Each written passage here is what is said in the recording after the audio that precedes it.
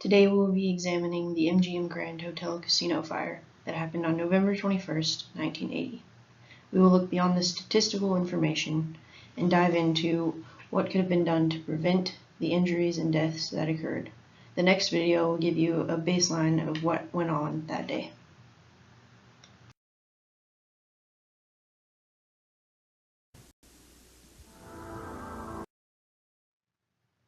According to the NFPA, there were around 3,400 guests in the register the day of the fire. There were 85 deaths and 650 injuries, as seen in the chart above. Let's take a look at the various causes of death to better understand what took place November 21st, 1980. Of the 85 deaths, let's take a look at the various causes. 75 deaths were due to a combination of smoke inhalation and carbon monoxide poisoning, known as asphyxiation.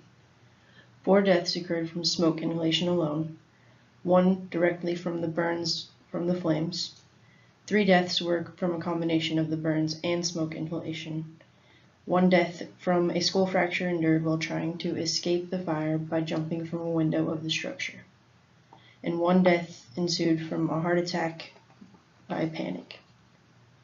Now let's take a look at what these deaths tell us as to why the fire was capable of ensuing this much damage. Let's first start with the injuries.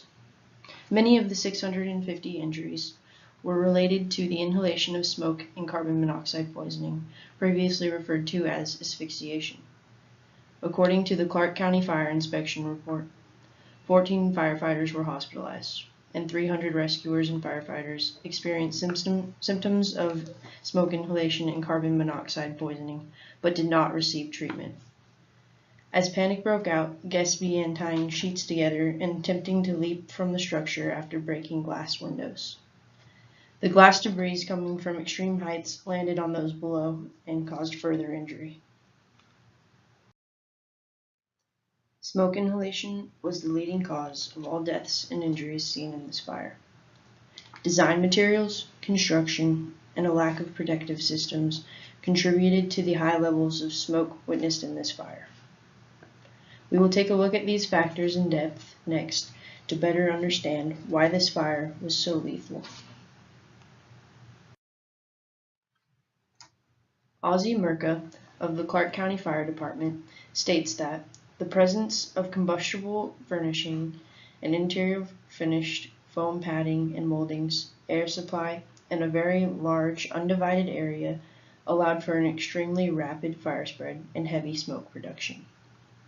The building's furnishings contributed to the very large amount of smoke that was created by fueling the fire, while these materials gave off much more smoke than typically seen with fire-rated materials. 3 major construction flaws are seen in this fire. They include the building's seismic joints, elevator hoists, and stairways. The following animation provided by the NFPA shows how smoke was able to rise from within the structure.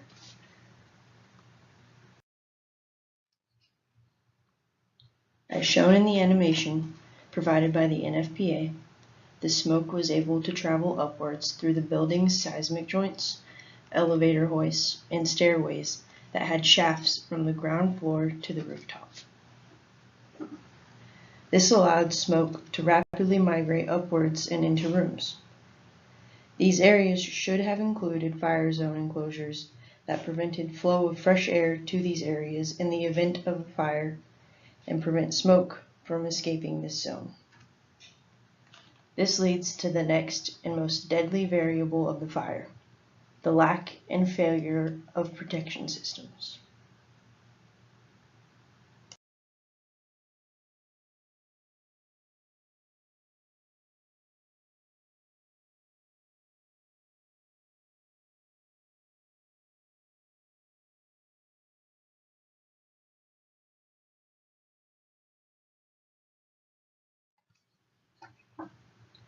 As the smoke began to rise to the roof from the seismic joints and elevator hoists, smoke began to reach the air conditioning unit that was located on the roof and was then able to spread through vents aided by the draft of the system.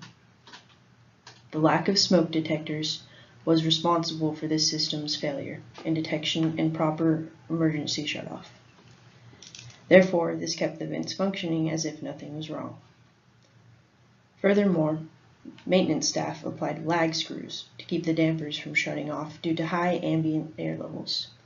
This allowed the vents to stay open and allow smoke to travel even further. This leads into perhaps one of the most aggravating factors of the whole fire. As David Demers, the NFPA's fire inspection manager, came to the conclusion in his investigation that with sprinklers, it would have been 1 or 2 sprinkler fire, and we would have never heard about it. Against the fire marshal's command to install fire sprinklers, the owner decided to save the estimated $192,000 that installation would have costed, and spend rather billions and sacrifice 85 lives and the safety and well-being of thousands of others.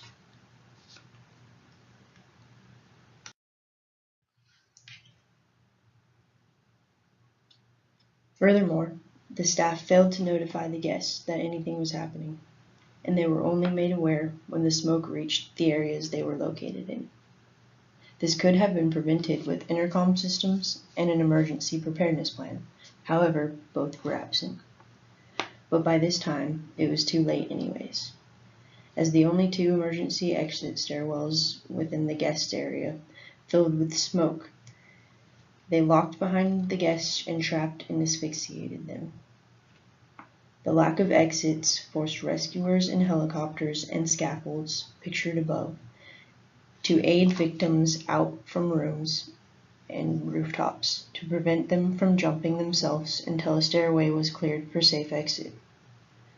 Air Force helicopters flying above and aiding in the rescue effort consequently pushed smoke back down into the structure that was escaping. They were very noisy and deterred communication in the rescue effort, and additionally closed doors that had been left open to indicate rescue teams had checked a room already.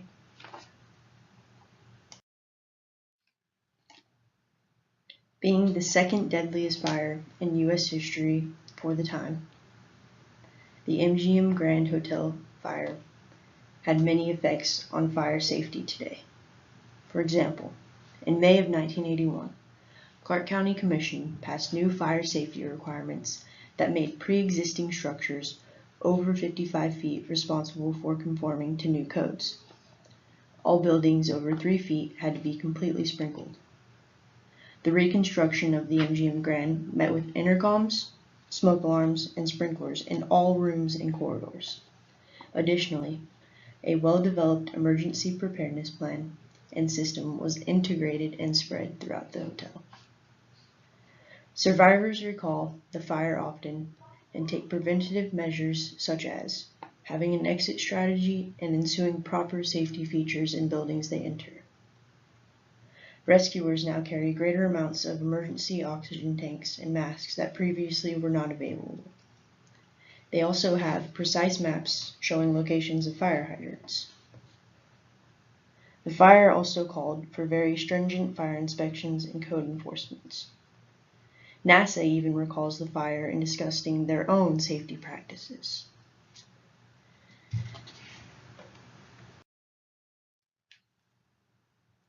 It is my hope that in this presentation you have developed the mindset to always plan ahead for emergencies. This includes having an emergency preparedness plan and ensuring the buildings you enter are equipped with proper prevention and protection devices. As we have seen through this presentation, the effects of not having the devices are lethal. I encourage you to check out the sources I've provided to learn further about this fire.